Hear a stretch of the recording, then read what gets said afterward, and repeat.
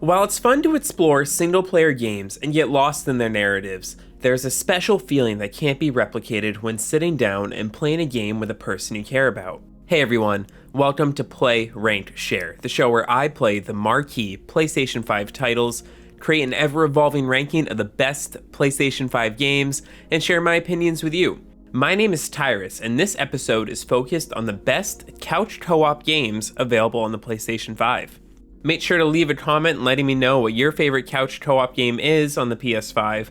I would love to hear your thoughts. And with that out of the way, let's jump in. The Quarry is a choose-your-own-adventure style horror game in the vein of B-style movies. 9 camp counselors have their last day of summer quickly turn into a nightmare as they stumble upon horrific creatures at Hackett's Quarry summer camp. Your choices matter in the Quarry, as one wrong move can lead to any of the main characters dying. It's even possible to have all of them die before finishing the game. You can also set which players control which characters, leading to times where you can chide your partner for making a choice that ended up hurting the characters. I loved sitting on the couch and playing this game with my partner, even if the game is a little rough around the edges. My biggest critique of the Quarry is that the ending fell flat for me, which is a pretty big deal when it's a narrative-focused game. Maybe this happened because of the combination of characters that died in the lead-up to my version of the ending, but regardless, I wish the game stuck the landing. While I didn't like the destination the Quarry brought me to, I loved my time on the journey despite its flaws, and my partner and I spent much time discussing the game in between play sessions. I recommend the Quarry to anyone who's interested in horror-style games, and especially if you like the idea of gaining the power to control who lives and who dies based on your actions. For those craving a nostalgic experience back to the PS2 era, Destroy All Humans 2 Reprobed might be the best game to fill that void. A crude, over-the-top open-world experience has you playing as an alien named Crypto, who finds himself in the middle of a world-ending plot during the 1970s, where he has to travel to fictional versions of San Francisco, London, and Soviet Russia to save the Earth so he can dominate it. The game has both free roam and every story mission available to play in split-screen co-op. While the state of the co-op in Destroy All Humans doesn't best occupy the screen real estate of your TV, this story-based game can set up hilarious moments for you to play with your friends, as you use your out-of-this-world arsenal to wreak havoc across the 6 playscapes in the game. Without a doubt, Tiny Tina's Wonderlands is the highest budgeted game on this list. A spin-off of the Borderlands franchise, Tiny Tina's Wonderlands has a medieval setting, as you're basically playing through a D&D campaign set up by the titular character. Even though this game is a spin-off, it still comes equipped with the staples of the Borderlands franchise, including stylish graphics, the best looter-shooter formula in the industry, and plenty of quippy one-liners. The game is also equipped with a full playable campaign and split screen with up to 4 players on the PS5. While you sacrifice a bit of visual fidelity of the game by enabling split screen, you can enjoy a fully fledged AAA game from start to finish playing on your couch with a friend, something that has become exceedingly rare in the modern console era. When Little Big Planet first debuted as a franchise, it was all about players creating levels for others to enjoy. However, in this latest entry, Sackboy A Big Adventure, it's focused on 3D platforming levels created by developer Sumo Digital. I loved this new take on the franchise, and playing through A Big Adventure reminded me of Super Mario 3D World, another excellent couch co-op game I enjoy.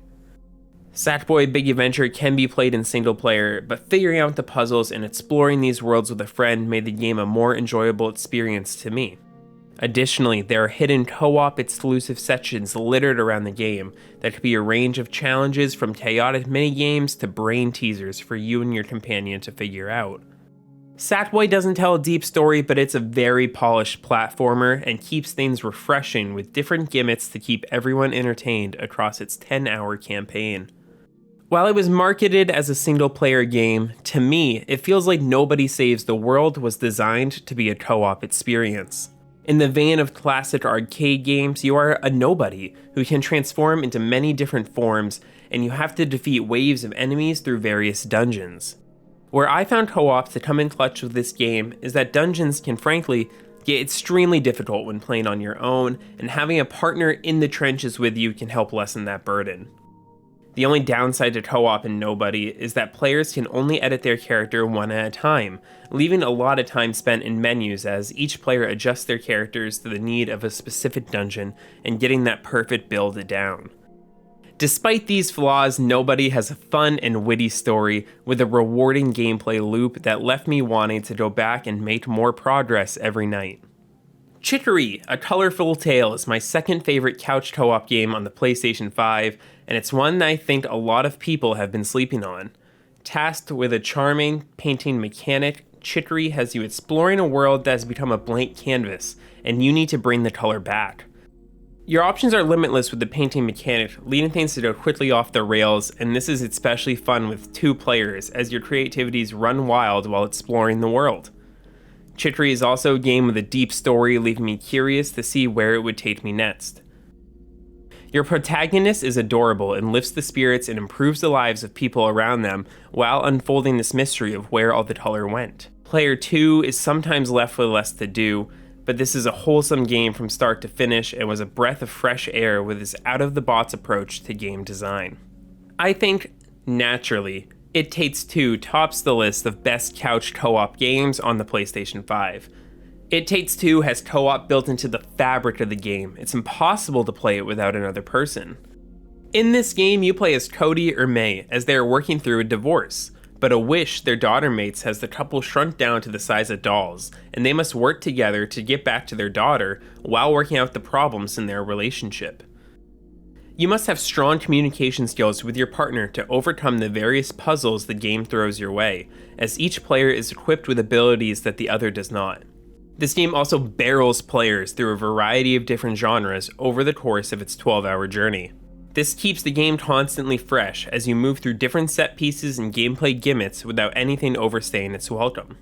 After becoming a smash success last year, It Takes Two boldly shows that co-op gaming is a vibrant scene and that developers should be taking notes on how to serve this underappreciated market.